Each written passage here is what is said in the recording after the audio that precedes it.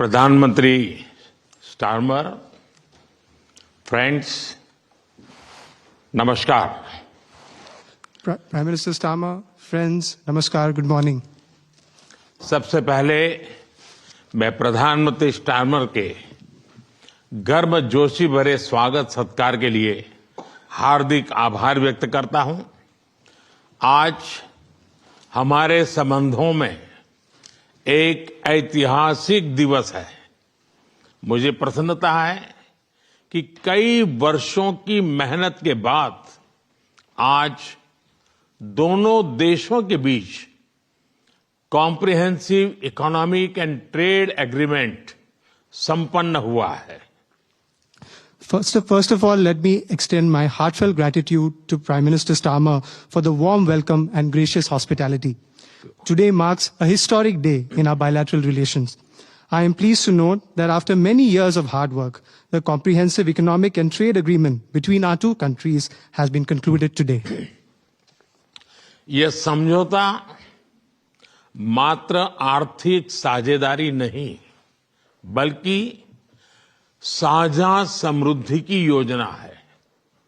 एक और भारतीय textile, footwear, gems and jewellery, sea food और इंजीनियरिंग गुड्स को यूके में बेहतर मार्केट एक्सेस मिलेगा। भारत के एग्रीकल्चर प्रोड्यूस और प्रोसेस्ड फूड इंडस्ट्री के लिए यूके की मार्केट में नए अवसर बनेंगे। भारत के युवाओं, किसानों, मछुआरों और एमएसएमई सेक्टर के लिए यह समझौता विशेष रूप से लाभकारी सिद्ध होगा।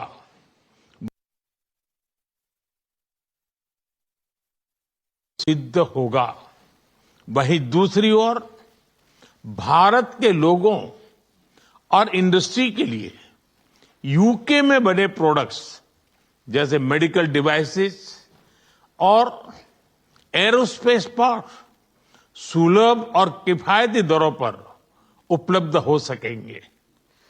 This agreement does not merely pave way for economic partnership, but is also a blueprint for our shared prosperity. On the one hand, Indian textiles, footwear, gems and jewelry, seafood, engineering goods will get better market access in the UK. Indian agricultural products, processed food industry will find new opportunities in UK's market. This agreement will prove especially beneficial for India's youth, farmers, fishermen and MSME sector. On the other hand, people and industries in India will be able to access products made in the UK, such as medical devices and aerospace parts at affordable and attractive prices. इस समझौते के साथ ही double contribution convention पर भी सहमति बनी है। इससे दोनों के सर्विस सेक्टर, विशेषकर टेक्नोलॉजी और फाइनेंस के उसको एक नई ऊर्जा मिलेगी। ईज ऑफ डूइंग बिजनेस को गति मिलेगी। कॉस्ट ऑफ डूइंग बिजनेस घटेगा और कॉन्फिडेंस ऑफ डूइंग बिजनेस बढ़ेगा।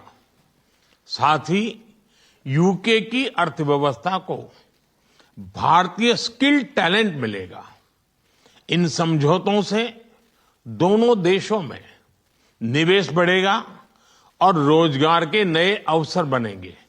इतना ही नहीं, दो लोकतांत्रिक देशों और विश्व की दो बड़ी इकोनॉमीज के बीच हुए यह समझौते वैश्विक स्थिरता और समृद्धि को भी बल देंगे। Along with this agreement, we also have reached a consensus on the Double Contribution Convention. This will inject new energy into the service sectors of both countries, especially in technology and finance. It will promote ease of doing business, reduce from India's skilled talent. These agreements will enhance investments and generate new employment opportunities in both countries. Moreover, as agreements reached between two democracies and two of the world's major economies, they will lend support to global stability and global prosperity. Friends, अगले दशक में हमारी comprehensive strategic partnership को नई गति और ऊर्जा देने के लिए विजन 2035 जारी किया जा रहा है।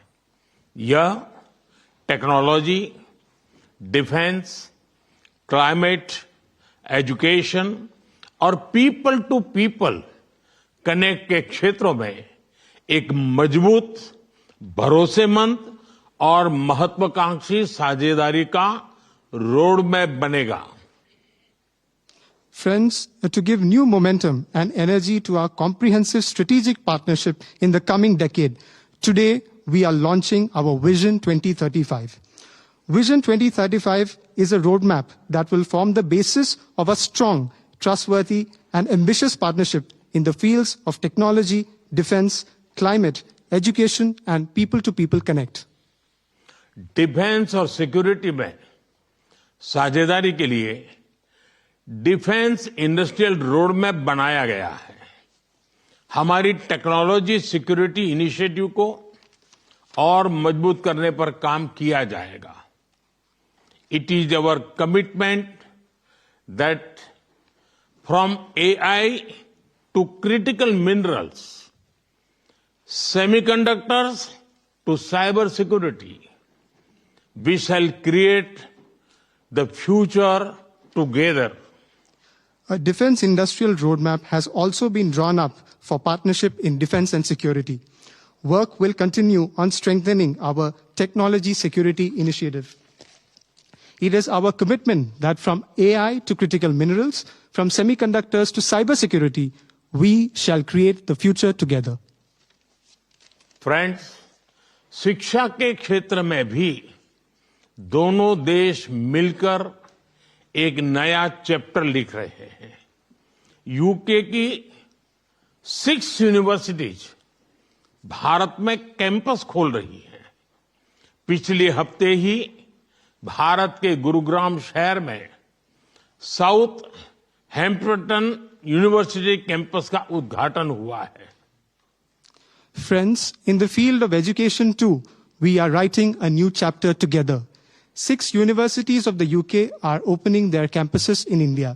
Just last week, the University of Southampton inaugurated its campus in the city of Gurugram in India. Friends, Pahalgam में हुए आतंकवादी हमले की कठोर निंदा के लिए हम प्रधानमंत्री स्टारमर और उनकी सरकार का आभार व्यक्त करते हैं। हम एक मत हैं कि आतंकवाद के खिलाफ लड़ाई में दोहरे मापदंडों का कोई स्थान नहीं है। हम इस बात पर भी सहमत हैं कि एक्सट्रीमिस्ट विचारधारा वाली शक्तियों को डेमोक्रेटिक फ्रीडम का दुरुपयोग नहीं करने दिया जा सकता। Those who misuse democratic freedoms to undermine democracy itself must be held account. Economic offenders के प्रत्यार्पण के विषय पर भी हमारी एजेंसी सहयोग और समन्वय से काम करती रहेगी। Friends, we thank the Prime Minister and his government for strong condemnation of the terrorist attack in Pahalgam. We are united in the belief that there is no place for double standards in the fight against terrorism. We also agree that the forces which espouse extremist ideologies should not be allowed to misuse democratic freedoms. Those who misuse democratic freedoms to undermine democracy itself must be held to account. Our security agencies will continue to enhance cooperation and coordination on matters such as the extradition of economic offenders. Friends, Indo-Pacific में शांति और स्थिरता, Ukraine में चल रहे संघर्ष और पश्चिम Asia की स्थिति पर हम विचार साझा करते रहे हैं। हम जल्द से जल्द शांति और स्थिरता की बहाली का समर्थन करते हैं। सभी देशों की संप्रभुता और क्षेत्रीय अखंडता का सम्मान अनिवार्य है। आज के युग की मांग विस्तारवाद नहीं, विकासवाद ही है। Friends, we have continued to exchange views on peace and stability in the Indo-Pacific, the ongoing conflict in Ukraine, and the situation in West Asia. We support early restoration of peace and stability. Respect for sovereignty and territorial integrity of all countries is essential. Today's era demands development, not expansionism. Friends, पिछले महीने अहमदाबाद में हुई दुर्घटना में मारे गए लोगों में कई यूके के नागरिक भाई बहन भी थे। उनके परिवार वालों के प्रति हम संवेदनाएं प्रकट करते हैं। यूके में रहने वाले भारतीय मूल के लोग हमारे संबंधों में एक लिविंग ब्रिज का काम करते हैं। They did not just bring curry from India, but also creativity, commitment and character. इनका योगदान सिर्फ यूके की समृद्ध इकोनॉमी तक सीमित नहीं है, बल्कि यूके के कल्चर, स्पोर्ट्स और पब्लिक सर्विस में भी दिखता है। Friends, last month in the unfortunate plane crash in Ahmedabad, our sisters and brothers of the UK were among those who lost their lives. I would like to express my deepest condolences to the families of the victims. The people of Indian origin in the UK form a living bridge that connects our two nations. They did not just bring curry from India, but also creativity, commitment, and character. Their immense contributions are not just limited to UK's prosperous economy, but are also visible in UK's culture, sports, and public service. Friends, जब भारत और UK मिले और वह भी test series के दौरान, तो cricket का उल्लेख तो करना ही पड़ता है। For both of us, cricket is not just a game, but a passion, and also a great metaphor for our partnership. There may be a swing and a miss at times, but we always play with a straight bat. We are committed to building high-scoring solid partnership. आज संपन्न हुए समझौते और vision 2035 इसी spirit को आगे बढ़ाने वाले माइलस्टोन है। Friends, I would be remiss not to mention cricket when India and the UK are coming together, especially during a test series. For both of us, cricket is not just a game, but a passion. And also a great metaphor for our partnership.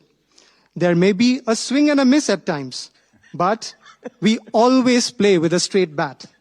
We are committed to building a high-scoring, solid partnership. The agreements concluded today and Vision 2035 are milestones which advance this very spirit. प्रधानमंत्री जी, मैं एक बार फिर आपके आतिथ्य सत्कार के लिए आभार व्यक्त करता हूं। मैं आपको भारत यात्रा करने का निमंत्रण भी देता हूं और आशा करता हूं कि हमें शीघ्र ही भारत में आपका स्वागत करने का अवसर मिलेगा। बहुत बहुत धन्यवाद। Prime Minister, I thank you once again for your warm hospitality. I would also like to take this opportunity to extend an equally warm invitation to you to visit India. I am eagerly looking forward to hosting you in India very, very soon. Thank you very much.